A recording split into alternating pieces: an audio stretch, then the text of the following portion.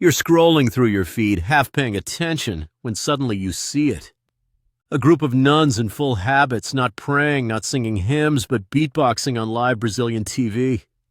You blink, rewind, watch again. Yes, you saw it right. A circle of devout sisters. Eyes closed in rhythm, mouths moving like seasoned street performers, dropping beat after beat in perfect sync. And for a moment you feel the lines between faith and funk, sacred and street, blur into something shockingly beautiful. These aren't your stereotypical nuns locked away in silent monasteries. These are the Carmelitas Mensagueiras do Espírito Santo, a spirited, youth-focused religious order from São Paulo on a mission to meet people where they are, especially the younger generation. And they're not afraid to use culture, rhythm, and surprise to do it. Their appearance on the TV variety show wasn't just a viral stunt. It was a full-on cultural shift. You watched the clip once, maybe twice, maybe 10 times. Millions did too. TikTok lit up. Instagram Reels popped. X, Twitter couldn't stop talking. What started as a local performance exploded into a global conversation. The comments came flooding in, some laughing, some praising, many simply awestruck. And amid all the noise, you realized something profound. They weren't doing this for fame. They were using beatboxing as a medium, not a message. They were saying faith doesn't have to be silent. Beatboxing, raw, human, visceral, became a bridge, a heartbeat shared between sacred devotion and cultural expression. You started seeing them in interviews. Global outlets picked it up. CNN Brazil, BBC, Vatican News. Even Whoopi Goldberg couldn't resist tweeting about it. Celebrities chimed in and collaborations were offered. They went from convent to cultural icons overnight. And you were right there watching it unfold. But it wasn't just entertainment. This was an evolution.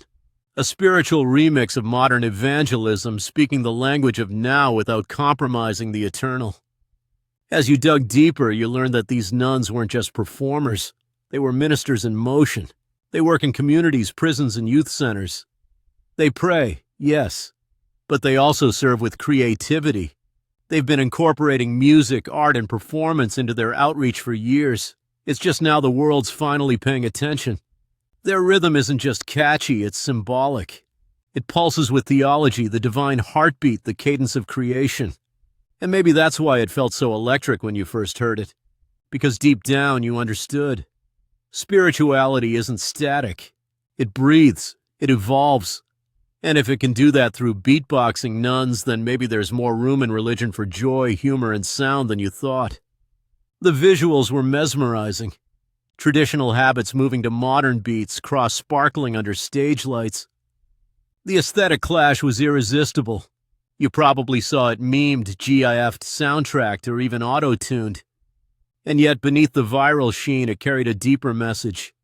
Faith can be radically relevant, and it made you think about how the church is changing, not abandoning tradition, but remixing it for a new age.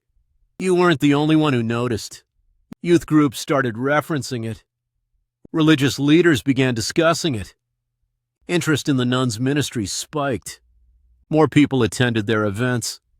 Messages poured in from around the world. People curious. People inspired. Even people skeptical found themselves oddly moved. Of course, not everyone celebrated. Traditionalists criticized it, called it irreverent. But the sisters responded with clarity and grace. We're not here to entertain. We're here to connect. And you knew they meant it.